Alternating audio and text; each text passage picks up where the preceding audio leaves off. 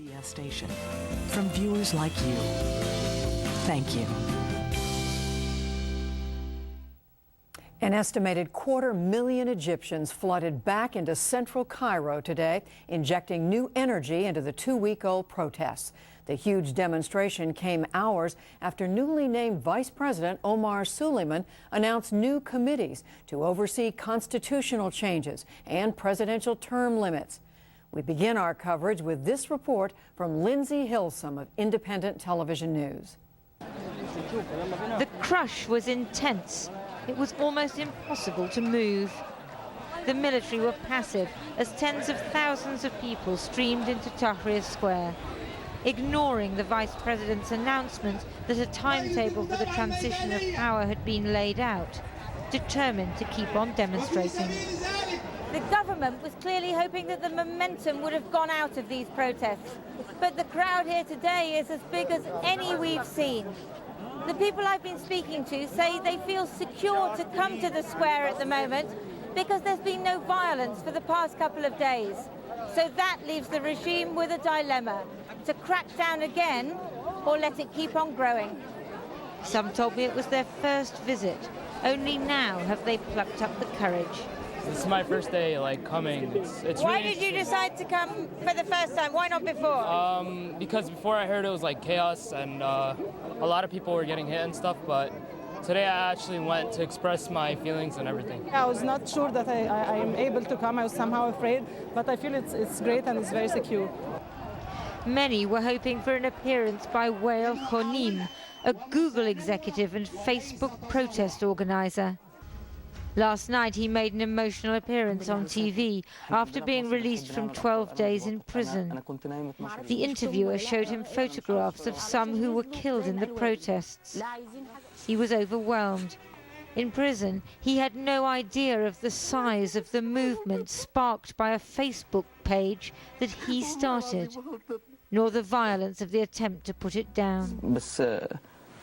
In Egypt, we like to make heroes. I'm not a hero. I was sleeping for 12 days. The heroes are the ones who were beaten, who were out there in the streets, the ones who sacrificed their lives. What happened to me just makes me regret that I wasn't with the people.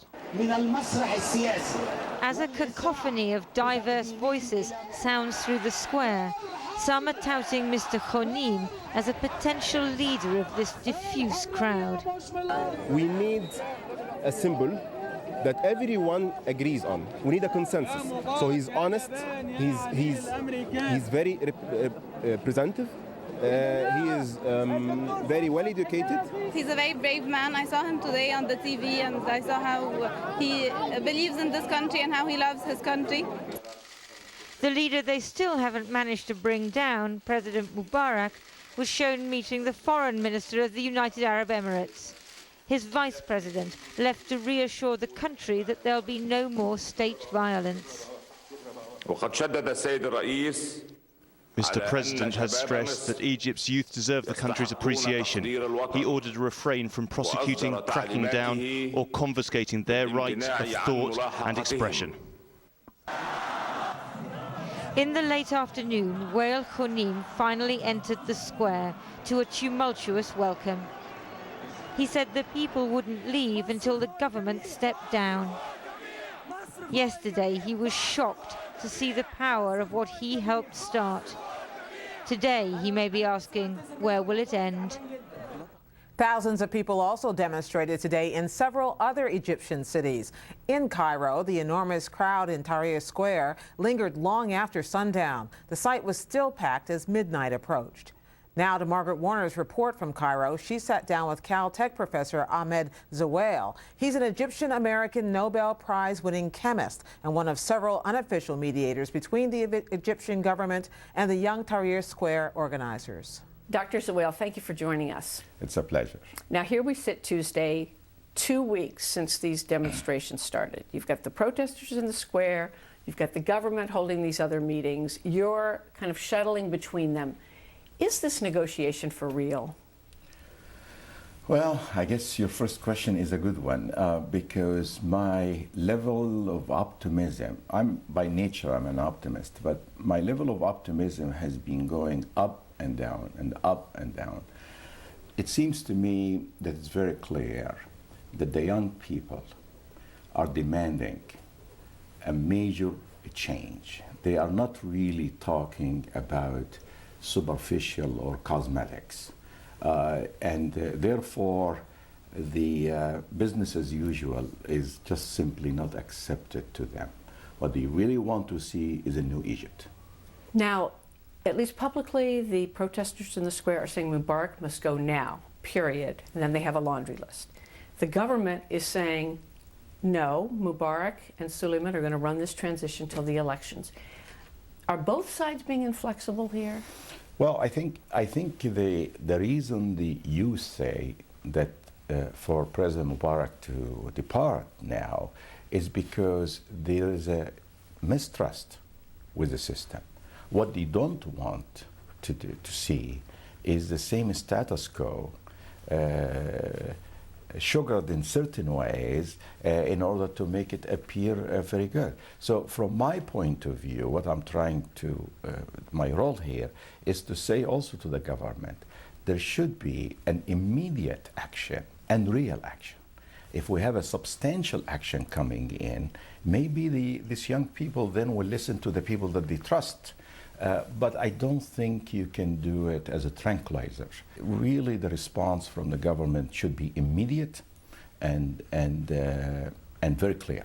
So give us an example, something that President Mubarak and Vice President Suleiman could do right now that would say to you and to Egypt and to these young people, we really are going to make fundamental change. One thing is very clear to me, is to immediately stop the martial law, for example, in the country. Everybody is bothered by this, and there is no reason for Egypt, with its great civilization, to be under martial law. Secondly, the Constitution, for example. There are certain articles in the Constitution is not acceptable to me, is not acceptable to the youth, is not acceptable to the Egyptians who want to see a new life. And I would think that this immediately has to change. These articles which basically will not allow anybody to run to be a president. The last election in the parliament, for example, was close to 90% from the governing party. 97%, I think. So these concepts, if transformed immediately, and what immediately I mean week time. I'm not talking about a 6 months time. What's the risk if this doesn't happen quickly? I think they are so determined and they will continue. And I think that it is not good for Egypt from the point of view of the economic problem. To a large part, Egypt depends on, for example, tourism, investment. Then you have the issue of security also. My worry is that there will be a tipping point at which all of this will be gone and we might see chaos. Meaning it could spin out of control. Yeah. Now, Vice President Suleiman said in an interview on ABC on Sunday, Egypt would have democracy, he said, when the people have the culture of democracy, implying they don't. There are people who believe that you can't have democracy in certain cultures or this. I just like to remind people, Egypt had 3 revolutions until now, over the last 100 years. Egypt had the first constitution in the Middle East that allowed for liberty, and it had democracy. So I think this is not right to say that the people are not ready for democracy. Everybody in the world is ready for liberty. It's a question of how you do it.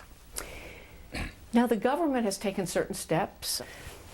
Do you see a commitment on the part of the government, even if maybe not at the pace you're suggesting, but to get to a full democracy? Or do you think, as the protesters think, that they're just stalling, buying time? The changes are fine and it's okay. As of this morning, there are continuing some changes. But if the people of Egypt want to change a system, that's different. I think that it is not a personal fight with Mubarak. It is actually a fight for a new democratic Egypt. Yes. And the changes in many ways that are slow or superficial is not going to satisfy the Egyptian masses. And you think that's what's happening now? I think it's too slow. And so, therefore, my advice is to do that in this very critical time for history's sake and for really his legacy's sake, to do it promptly and swiftly and in a very, very clear way. You are Egyptian and American, dual citizen. Is there a coherent message? Do you hear a coherent message from Washington? And what do Egyptians you speak with, and you're speaking to all the big players, what are they hearing? This is an Egyptian problem. It is not an American problem. I don't think that the Egyptian in this particular case is looking at the American government to come here and help them in Tahrir Square. I think what the America can do is to maintain a consistent policy of saying we are would like to be friend of Egypt, and we would like to support liberty in Egypt. And do you hear that consistent policy? I think the liberty issue, I do hear it, but I think the key thing here really is not to interfere too much.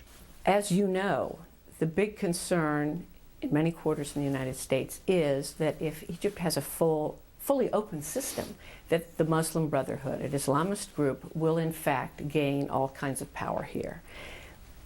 What do you say to that? There is too much exaggeration about the issue of the Muslim Brotherhoods. I think in a democracy, in a true democracy, where they can speak and they are not underground and they are not fighting in the system, the Egyptian people will either accept them or not accept them.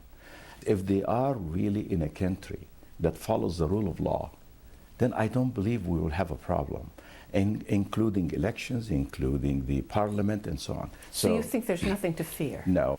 I can see that certain groups will have a much stronger influence, but suppose even that they are stronger at that point. And I can tell you that the majority of the Egyptians I know, they think of a much wider spectrum of people than the Muslim Brotherhood. So I think the key here in this equation is Egypt making the transition to democracy. If it's a true democracy, I'm not worrying. And on this note, I think President Mubarak will be the first Egyptian or the first Arab leader to the biggest country in the Arab world that he will be witnessing the changing of the guards. As opposed to being in exile. Yeah, correct. Dr. Ahmed Zewail, thank you so much. Thank you, Margaret, and welcome to Egypt. Thank you. Thank you. That interview took place before the government's announcement creating committees to look into changing the Constitution. Reached this evening, Dr. Zewail told Margaret today's moves were too partial a step and not sweeping enough to meet the protesters' demands. But late today, Vice President Suleiman warned the government can't put up with long-term protests. There's more on Egypt coming up with a look at the role of